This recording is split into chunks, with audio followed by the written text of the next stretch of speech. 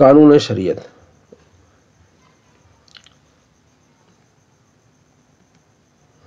मसबूक की तारीफ।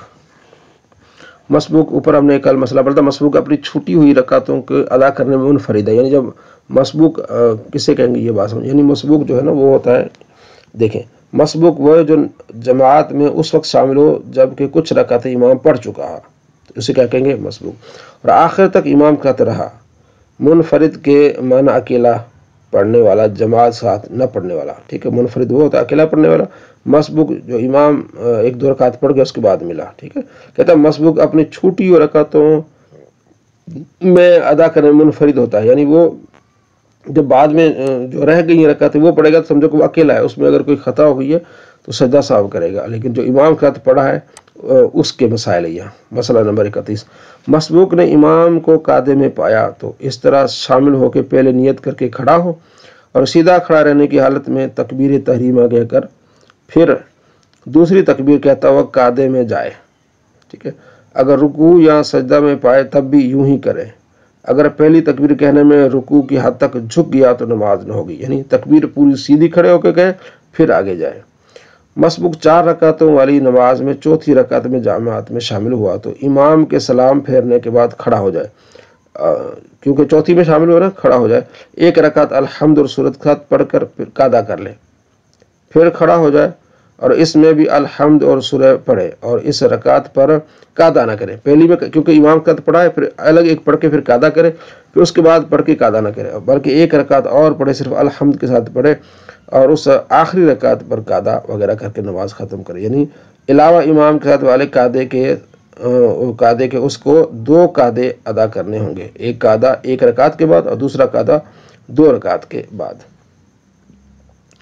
मसबूक मगरिब की तीसरी रकात में शरीक हुआ तो इमाम के सलाम फेरने के बाद खड़ा हो जाए, अल्हम्द व सूरा के साथ एक रकात पढ़कर कादा करे, फिर खड़ा हो जाए और अल्हम्द व सूरा पढ़कर रकात पूरी करे। क्योंकि आखिरी रकात में मिला है ना, इमाम ने सिर्फ सूरह फातिहा पढ़ी, तो ये समझो कि इसकी भी आखिरी है, फिर 2 पहली वाली पढ़ेगा, यानी ऐसे जैसे 2 पहली पढ़ते हैं ऐसे पढ़ेगा और कादा खीरा करके नमाज ख़त्म करे। यानी अपनी दोनों रकातों में हर रकात पर कादा करे और दोनों रकात में अल्हम्द और सूरत पढ़े, इसमें भी 2 कादे होंगे इमाम के कादे के अलावा।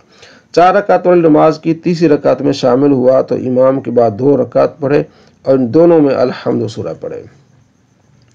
पहली रकात छूट गई तो इमाम के बाद 1 रकात पढ़े, अल्हम्द और सूरत पढ़ेगा। पहली रकात छूट गई, बाकी 3 तो इमाम के साथ पढ़ ली ना, जब खड़ा होगा तो जिस तरह पहली पढ़ते ऐसे ही पढ़ेगा। यानी ये है इसका आसान तरीका। यानी जो रकातें छूटी, पहली 2 रकातें छूटी हैं, दूसरी 2 रकातों में इमाम के साथ मिला है, गोया कि जिन इमाम के साथ जो रकात मिला है वो उसकी हो गई, यानी 2 एंड वाली हुई, इसकी पहली 2 रह गई हैं। जिस तरह पहली 2 पढ़ी जाती हैं ऐसे ही पहली 2 पढ़ेगा। मसला नंबर 36, मसबूक ने भूल कर इमाम के, ये बड़ा अहम मसला है, मसबूक ने भूल के इमाम का सलाम फेर दिया तो नमाज हो गई, भूल गया, पूरी कर ले। अगर बिल्कुल साथ साथ फेरा है तो सजदा साहब भी नहीं है, बिल्कुल इमाम ने सलाम इसने फेर दिया। अगर इमाम के ज़रा बाद फेरा तो सजदा साहब कर ले, यानी बाद में जब अपनी 1 रकात मुकम्मल कर लेगा उसको सजदा साहब कर ले। और अगर कसदन सलाम फेरा, ये समझ कि मुझे भी इमाम के साथ सलाम फेरना है, तो फिर नमाज जाती रहेगी। गलती से फेरा है ना तो फिर खड़ा हो जाए, यानी जैसे सलाम फेर दिए, बाद में देखा को मेरे साथ वाले इधर उधर वाले तो खड़े हो गए, तो मैं भी जो है वो खड़ा हो जाऊं, तो फिर क्या है पूरी कर ले, ठीक है। कब फर्ज तोड़कर जमात में शरीक हो जाए। किसी ने 4 रकात वाली फ़र्ज नमाज के लिए शुरू की और अभी पहली रकात का सजदा न करने पाया था कि वहीं जमात शुरू हुई, तो अपनी नमाज तोड़कर जमात में शरीक हो जाए। और फजर और मगरिब में तो अगर पहली रकात का सजदा भी कर लिया तो भी तोड़कर शरीक हो जाए। 4 रकात वाली नमाज में अगर पहली रकात का सजदा कर लिया तो ना तोड़े, बल्कि 1 रकात और पढ़कर 2 पर कादा करके सलाम फेर कर जमात में शामिल हो जाए। यानी 1 रकात और पढ़कर 2 पर कादा करके सलाम फेर कर जमात में शामिल हो जाए।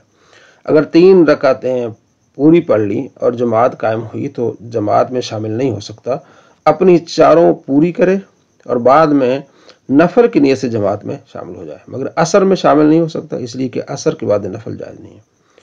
मसला, 4 रकात वाली नमाज में तीसरी रकात का अभी सजदा न किया था कि जमात हुई, तो नमाज तोड़ दे और जमात में शामिल हो जाए। یعنی 4 رکعتوں میں تیسری کا ابھی سجدہ نہیں کیا تھا، 2 پڑھی تو سلام پھیر دے۔ نماز توڑنے کے لیے بیٹھنے کی ضرورت نہیں، کھڑے کھڑے توڑنے کی نیت سے ایک طرف سلام پھیر دے۔ مسئلہ نفل یا سنت یا قضا شروع کی اور جماعت قائم ہوئی تو نماز توڑے، پوری کر کے شامل ہو، البتہ اگر نفل 4 رکعت کی نیت سے شروع کی تو 2 رکعت پر توڑ دے، تیسری اور چوتھی میں ہو تو پوری کرے۔ مسئلہ جماعت میں ملنے کے لیے نماز توڑنے کا حکم اس وقت ہے جبکہ جماعت اس جگہ قائم ہو جہاں یہ پڑھ رہا ہے۔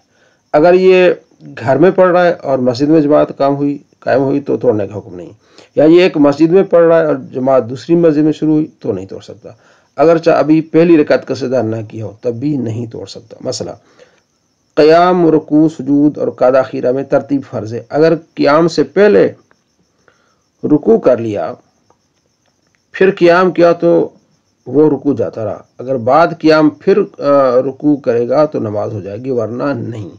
یوں ہی رکوع سے پہلے سجدہ کرنے کے بعد اگر رکوع پھر سجدہ کر لیا تو ہو جائے گی، ورنہ نہیں۔ مسئلہ جو چیزیں نماز میں